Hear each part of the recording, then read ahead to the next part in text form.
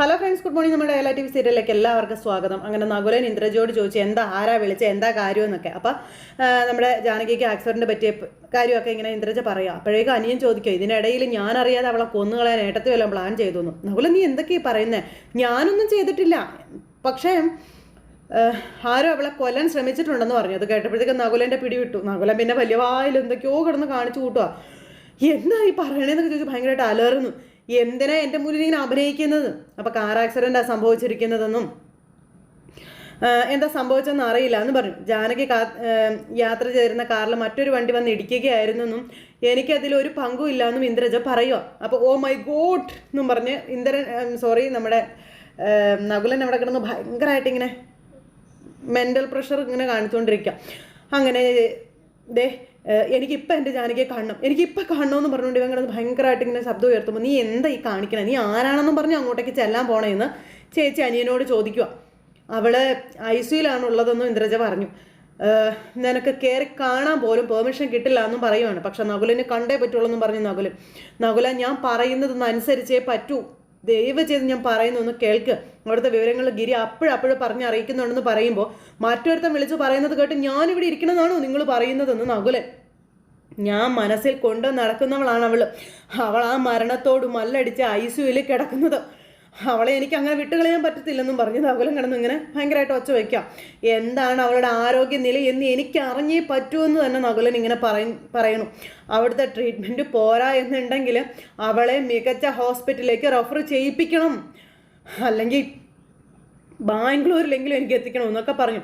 അതിനൊക്കെ നീ അവളുടെ ആരാണെന്ന് ഇന്ദ്രജ അന്നേരം ചോദിച്ചു. അപ്പോഴാണ് നകുലിന് ബോധം വരുന്നത്.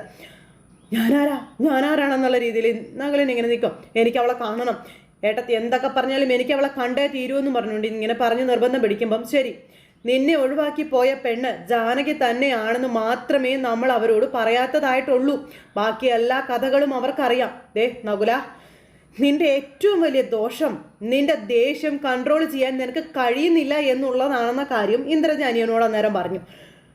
നീ ഹോസ്പിറ്റലിൽ ചെന്നാൽ നിന്റെ കയ്യിൽ നിന്ന് നിന്റെ നിയന്ത്രണം പോകുമെന്നുള്ള കാര്യം ഉറപ്പാണ്. ജാനകിയാണ് നിന്നെ ചതിച്ച് കടന്ന പെണ്ണെന്ന് അബ്രഹാം അറിയുമെന്ന് പറയുമ്പം അവനത് അറിയട്ടെ, അതിന് എനിക്കെന്താണെന്നാണ് നകുലൻ ചോദിക്കുന്നത്. അവനത് അറിയണം, അറിഞ്ഞേ തീരൂ, അത് തന്നെയാണ് ഞാനും ഇപ്പോൾ ആഗ്രഹിക്കുന്നത് എന്നൊക്കെ പറയുമ്പോൾ അബ്രഹാം അവളെ നിനക്ക് കൈമാറി പോകുമെന്നാണോ നീ കരുതി വെച്ചിരിക്കുന്നതെന്ന് ഇന്ദ്രജ അന്നേരം ചോദിച്ചു. അവൻ്റെ ഭാര്യ മാത്രമല്ല, അവൻ്റെ കുഞ്ഞിൻ്റെ അമ്മ കൂടിയാണ് ജാനകി, അത് നീ മറന്നു പോകരുതെന്നൊക്കെ പറയുമ്പോഴത്തേക്കും നകുലിന് ഭയങ്കരമായിട്ട് ഇങ്ങനെ വല്ലാത്തൊരിത്. അബ്രഹാമിൻ്റെ ജീവിതത്തിൽ നിന്നും അവളെ അടർത്തി മാറ്റാനാ നമ്മൾ തന്ത്രങ്ങൾ മെനയുന്നത്, അത് നിനക്കറിയില്ലേന്ന് ചോദിച്ചു. അവിടെ ചെന്നൊരു പ്രശ്നം നീ ഉണ്ടാക്കിയാൽ പിന്നെ നിനക്ക് അബ്രഹാമിൻ്റെ കൺവട്ടത്ത് പോലും പോകാനായിട്ട് കഴിയില്ല എന്നും പറഞ്ഞു. അപ്പോഴേക്കും നകുലൻ നിന്ന് ചിന്തിക്കാൻ തുടങ്ങി. അത് കേട്ടിട്ട് ഞാൻ എങ്ങനെ പോകാതിരിക്കും? എൻ്റെ ഏട്ടത്തി തന്നെ പറയും. അവൾ കിടക്കുന്ന ഹോസ്പിറ്റലിൽ വരെയെങ്കിലും എനിക്കൊന്ന് പോകണം ഏട്ടത്തി എന്നും പറഞ്ഞു ഇവൻ ഭയങ്കരമായിട്ട് ഇങ്ങനെ ഒച്ച വയ്ക്കുന്നു. അത് എൻ്റെ മനസമാധാനത്തിന് വേണ്ടിയെങ്കിലും പ്ലീസ് എനിക്ക് പോകണം, എനിക്ക് പോയേ പറ്റൂ എന്നൊക്കെ പറയുമ്പം ശരി നമുക്ക് പോകാം, ഞാനും നിൻ്റെ കൂടെ വരാമെന്ന് പറഞ്ഞു. അബ്രഹാമിൻ്റെ കുടുംബത്തിനൊരാപത്ത് വരുമ്പോൾ ആശ്വസിപ്പിക്കാൻ പോകുന്ന സുഹൃത്തുക്കൾ എന്നുള്ളൊരു നിലയിൽ മാത്രം മതി നമ്മുടെ സന്ദർശനം, മനസ്സിലായോ എന്ന് ചോദിച്ചു. ഹോസ്പിറ്റലിൽ കുറച്ച് വിവരങ്ങൾ കൂടി അറിഞ്ഞിട്ട് പോയാൽ മതി, എടുത്തിയാടണ്ടെന്നും പറഞ്ഞു. അങ്ങനെ അനിയനെ ഒരു തരത്തിൽ പറഞ്ഞ് സമാധാനിപ്പിച്ച ചേട്ടത്തി പറഞ്ഞു വിട്ടിട്ട് ഇങ്ങനെ നിൽക്കാം. ഇതെല്ലാം കഴിഞ്ഞതിന് ശേഷം പിന്നെ കാണിക്കുന്നതെന്ന് പറഞ്ഞിട്ടുണ്ടെങ്കിൽ നമ്മുടെ അബി ഇങ്ങനെ അവിടെ നിൽക്കുമ്പോൾ ഡോക്ടർ അങ്ങോട്ടേക്ക് വന്നു. ജാനകിയുടെ ഓപ്പറേഷൻ കാര്യങ്ങളൊക്കെ കഴിഞ്ഞു ഉടനെ കണ്ണ് തുറക്കാനുള്ള സാധ്യതകളുണ്ട് എന്ന് ഡോക്ടർ വന്ന് അബിയോട് പറയുക. പക്ഷെ മറ്റൊരു കാര്യം അത് അബി അറിഞ്ഞിരിക്കണമെന്ന് മെയിൻ ഡോക്ടർ വന്ന് പറഞ്ഞു. എന്താണെന്ന് ചോദിച്ചു. അത് വിളിച്ചിട്ട് വിളിയൊന്നും കേൾക്കുന്നില്ല, വേദന പോലും അറിയാത്തൊരു മരവിപ്പിലാണ് ഇപ്പോൾ ജാനകി എന്ന് പറയുമ്പോൾ ഡോക്ടർ കണ്ണ് തുറന്നു കിട്ടിയാലും ചിലപ്പോൾ ജാനകിക്ക് തിരിച്ചറിവ് കിട്ടുമോ എന്നുള്ളൊരു സംശയം ഉണ്ടെന്ന കാര്യം പറയാം, സംസാരവും ചിലപ്പോൾ നിലച്ചേക്കാമെന്ന് പറഞ്ഞു. അബി തകർന്നു പോയിട്ടോ ജാനകിയുടെ അവസ്ഥ അറിഞ്ഞ്. അങ്ങനെ ഒരു സ്റ്റേജിലാണ് ജാനകി എന്നുള്ളൊരു നിഗമനത്തിൽ അല്ല കേട്ടോ ഞങ്ങളിത് പറയുന്നത്, സാധ്യതകളാണ് പറയുന്നത്. അബി ഇപ്പോഴേ പരിഭ്രമിക്കേണ്ട കാര്യമൊന്നുമില്ല. ഇപ്പോഴെന്ന് വെച്ചാൽ നിങ്ങൾ എന്താ ഉദ്ദേശിക്കുന്നത് തെളിച്ച് പറയാൻ പറഞ്ഞു അബി. ഡോക്ടർ എന്താ അർത്ഥമാക്കുന്നത് എനിക്ക് മനസ്സിലാകുന്നില്ല എന്ന് പറഞ്ഞു. ആ സമയത്ത് പിന്നീട് അങ്ങനെ സംഭവിക്കാൻ സാധ്യതയുണ്ടെന്നാണോ എന്നൊക്കെ ചോദിക്കുമ്പം ഇപ്പോഴത്തെ സാഹചര്യത്തിൽ നിന്ന് ജാനകിക്ക് മടങ്ങി വരാനുള്ള സാധ്യത 90% ഞങ്ങൾ കാണുന്നുണ്ടെന്ന കാര്യം ഡോക്ടർ അന്നേരം അബിയോട് പറഞ്ഞു. അബി സമാധാനത്തോടെ ഇരിക്കാനും പറഞ്ഞു കൊടുത്തു. ശരി, അപ്പോൾ ഡീറ്റെയിൽ എല്ലാം പറഞ്ഞിട്ട് അവിടെ നിന്ന് ഡോക്ടർ അങ്ങ് പോയി. പിന്നെ അബി നേരെ അമലിൻ്റെയും നിരഞ്ജനയുടെ അടുത്തേക്ക് വരും. അപ്പോൾ ഡോക്ടർ പറഞ്ഞ കാര്യങ്ങളെപ്പറ്റി ജാനകിയെ പറ്റിയുള്ള കാര്യങ്ങൾ നിരഞ്ജനയോടും അബിയോടും പറയുവാണ്. അപ്പോൾ നമ്മൾ ഇപ്പോൾ ഡോക്ടർ പറയുന്നത് കേൾക്കാതെ ജാനിയടത്തിയെ മറ്റൊരിടത്തേക്ക് കൊണ്ടുപോയിരുന്നെങ്കിലോ? അമലിനായിരുന്നു തിടുക്കമെന്ന് നിരഞ്ജന പറഞ്ഞു. അപ്പോൾ ഇടത്തി പറയുന്നതൊക്കെ സത്യം തന്നെയാണ്, പക്ഷേ നേരത്തെ അവസ്ഥ കണ്ടപ്പോൾ എനിക്ക് അങ്ങനെയാണ് പറയാൻ തോന്നിയത്, എനിക്ക് സഹിക്കാൻ കഴിഞ്ഞില്ല എന്ന് പറഞ്ഞു. അഭിയേട്ടനെടുത്ത തീരുമാനം തന്നെയാണ് ശരിയെന്ന് അമലും പറയുക കേട്ടോ. അത്രമാത്രം സന്തോഷിക്കാനൊക്കെ വരട്ടെ. പിന്നെ ഇനി പറയാൻ പോകുന്നത് നിങ്ങൾക്ക് അത് സഹിക്കാൻ പറ്റുന്നതല്ലെന്നും പറഞ്ഞ് എല്ലാ കാര്യങ്ങളും പറഞ്ഞു. അപ്പോൾ ഇനി എന്തായാലും അവർക്ക് അതൊരു രക്ഷയായില്ല അഭിയേട്ടാന്ന് നിരഞ്ജന ചോദിക്കുക. ഇനി ഇത് പൊക്കി പിടിച്ചായിരിക്കും അവർ വരാൻ പോകുന്നതെന്നും പറഞ്ഞു. അഭിയേട്ടൻ പേടിക്കേണ്ട കാര്യമൊന്നുമില്ല, ജാനിയടത്തേക്ക് ഒന്നും സംഭവിക്കില്ല എന്നും പറഞ്ഞ് നിരഞ്ജൻ ഇങ്ങനെ സമാധാനിപ്പിക്കുക. അങ്ങനെ ഇവരാകെ വല്ലാതായിട്ട് നിൽക്കുമ്പോഴത്തേക്കും പൊന്നുകുട്ടിയും അതുപോലെ പ്രഭാവതിയും കൂടെ അങ്ങോട്ടേക്ക് വന്നു. അച്ഛാന്നും പറഞ്ഞ് ഓടി കുഞ്ഞു വന്ന് അബിയുടെ എളിയിൽ കയറി.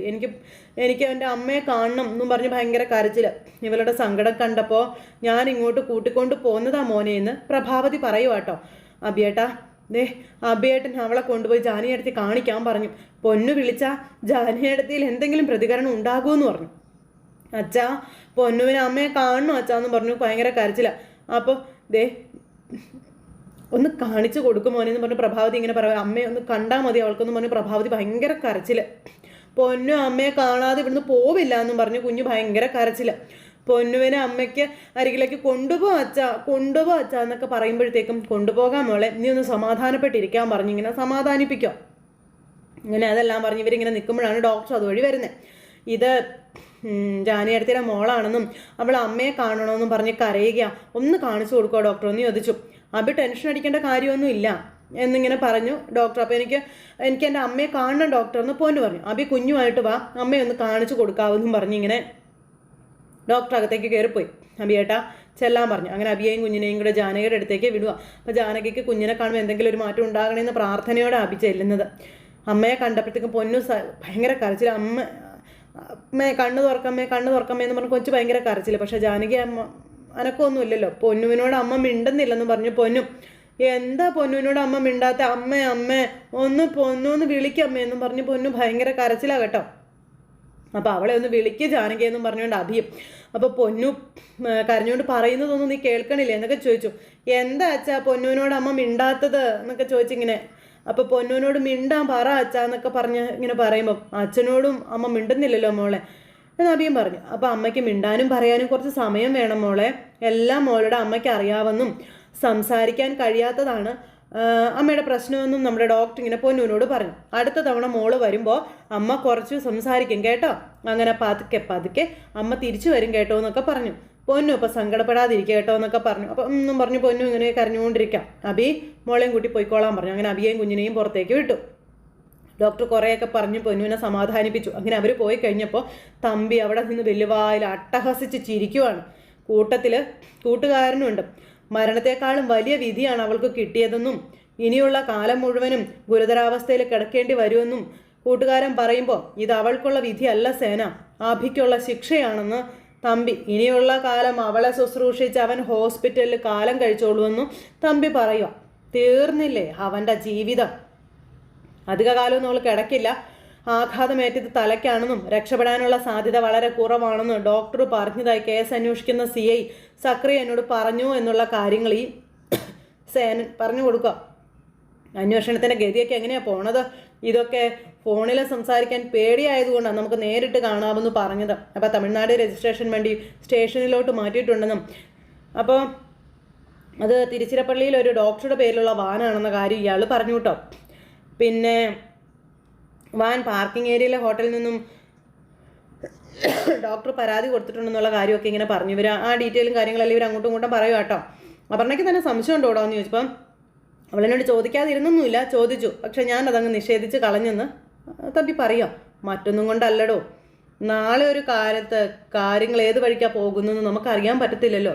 ഭാര്യയായാലും മകളായാലും നമുക്ക് നേരെ വിരൽ ചൂണ്ടുന്ന ഒരു കാലം വന്നാലോ എന്ത് ചെയ്യും എന്ന് തമ്പി ചോദിക്കുന്നു. അപ്പോൾ വലിയൊരു രഹസ്യം പിന്നിൽ മറഞ്ഞിരിക്കുകയല്ലേടോ എന്നും തമ്പി ഇങ്ങനെ സേനനോട് ചോദിക്കും. ഞാനാണത് ചെയ്തതെന്നും ജാനകി എൻ്റെ മകളാണെന്നും കൂടി വസുന്ധര അറിഞ്ഞാൽ അവൾ എൻ്റെ മുഖത്ത് പോലും പിന്നെ നോക്കാൻ തയ്യാറാവുകയില്ല. എൻ്റെ മോൾ ആ സത്യമെങ്ങാനും അറിഞ്ഞ ജാനകിയെ വെറുക്കുകയാണോ സ്നേഹിക്കുകയാണോ എന്നെങ്ങനെ നമുക്ക് ഉറപ്പിക്കാൻ പറ്റും? ഇപ്പം ജാനകിയോട് അപർണ കാണിക്കുന്ന വെറുപ്പ് അവളുടെ അച്ഛനെ നാണം കെടുത്തിയതിൻ്റെ പേരിലുള്ള വെറുപ്പാണ്. അതല്ലാതെ ജാനകിയോട് എന്ത് ശത്രുതയാണ് അപർണയ്ക്കുള്ളത്? ഒന്നുമില്ല. അത് നമ്മൾ മനസ്സിലാക്കണ്ടേന്ന് ചോദിച്ചു. ഇതൊരു പകടകളിയല്ലേ സേന? ഞാൻ എൻ്റെ മകളെ വിഡ്ഢിയാക്കിക്കൊണ്ട് ഞാൻ പുണ്യാളം ചമയുന്നു, അത് എൻ്റെ രക്ഷയ്ക്ക് വേണ്ടിയിട്ട്. കേസെങ്ങാനും കറങ്ങിത്തിരിഞ്ഞെങ്ങാനും വന്നാൽ പണിയാവും എന്ന് സേനം പറയുമ്പോൾ ശരിയാണ്, പക്ഷേ പറഞ്ഞ തമ്പി ഇങ്ങനെ അവിടെ നിൽക്കുക. തമ്പി എന്നിട്ട് എന്തൊക്കെയോ ആലോചിച്ച് കൂട്ടുവാണ്. ഇനിയുള്ള എൻ്റെ ലക്ഷ്യം അത് രാധാമണിയാണ്. അവൾ എവിടെ ഉണ്ടെങ്കിലും അവളെ കണ്ടെത്തണം. അവളെ കൂടി അവസാനിപ്പിച്ച് കഴിഞ്ഞാൽ മാത്രമേ നമ്മൾ സേഫ് ആവുകയുള്ളൂ എന്ന് പറഞ്ഞു. ആ വാടക വീട്ടിൽ രാധാമണി വാരസ്യാരില്ലേ എന്ന് ചോദിച്ചപ്പം അവളെ അഭിയും ജാനകിയും സ്ഥലം മാറ്റി കളഞ്ഞെന്നും കൊണ്ടുപോയത് എവിടേക്കാണെന്ന് നമ്മൾ കണ്ടുപിടിക്കണമെന്നും തമ്പി സേനനോട് പറയുവാണ്. ഹോസ്പിറ്റൽ നാടകം തീരുന്നതിന് മുൻപ് രാധാമണിയുടെ കാര്യത്തിൽ നമുക്കൊരു തീരുമാനം ഉണ്ടാക്കിയെടുക്കണം എന്നും പറഞ്ഞു. എങ്കിലേ തമ്പിക്ക് മനസമാധാനമായിട്ടൊന്ന് ഉറങ്ങാൻ പറ്റുള്ളൂ എന്നും തമ്പി സേനനോട് പറയാം. അങ്ങനെ അതും പറഞ്ഞ് തമ്പി അവിടുന്ന് പോരുന്നു. തമ്പി അവിടുന്ന് പോകുന്ന കാര്യം നമ്മുടെ അബി അറിഞ്ഞു. ചെന്നില്ല ഇവൻ്റെ പിന്നാലെ നമ്മുടെ അബി ചെന്ന് അവൻ്റെ വണ്ടിക്ക് വട്ടം അങ്ങ് കയറിയിട്ട് ഒരു വണ്ടിയിൽ നിന്ന് വലിച്ച് ചാടിച്ചു. എന്താടാ നീ കാണിക്കുന്നത്, എന്താടാന്ന് ചോദിച്ചു. പേര് വഴിയിലിട്ട് പട്ടിയെ തല്ലുന്നത് പോലെ അവനെ അടിച്ച് തകർക്കുക. അപ്പം നീ എന്തിനാടാ എൻ്റെ നേർക്ക് വരുന്നതെന്ന് ചോദിച്ചോണ്ട് തമ്പി, എടാ നീ എൻ്റെ ജാനകിയെ നീ എന്താടാ ചെയ്തത്? നീ ഒരു മനുഷ്യനാണോടാന്നൊക്കെ ചോദിച്ചിട്ടുണ്ട്. നിന്നെ വിളിക്കേണ്ടത് മനുഷ്യ മൃഗമെന്നാണെന്ന് പറയുമ്പം എടാ ഞാൻ എന്ത് ചെയ്തെന്നാടാ നീ പറയുന്നേ? ഞാൻ നിന്നോട് എന്ത് അപരാധമാടാ ചെയ്തത്? ഞാനായിട്ട് നിന്നോടൊന്നും ചെയ്തിട്ടില്ലെന്നൊക്കെ തമ്പി പറയുമ്പം നിനക്ക് ഞാനത് പറഞ്ഞു തരണമല്ലേടാന്ന് അബി ഇവനോട് ചോദിച്ചു. സ്വന്തം ചോരയിൽ പിറന്ന ഒരു ജീവനെ കൊന്നു കളയാൻ നിനക്ക് എങ്ങനെ മനസ്സ് വന്നടാന്നൊക്കെ അബി തമ്പിയോട് ചോദിക്കുക.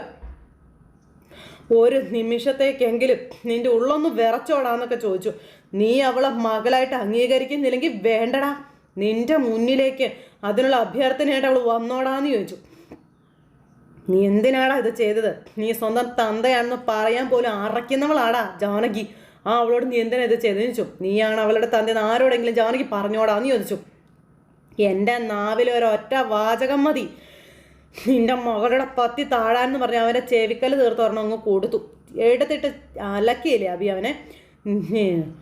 അവൾ കോടതിയിൽ പോയത് നീ അവളുടെ അച്ഛനാണെന്ന് പറഞ്ഞിട്ടല്ലടാ.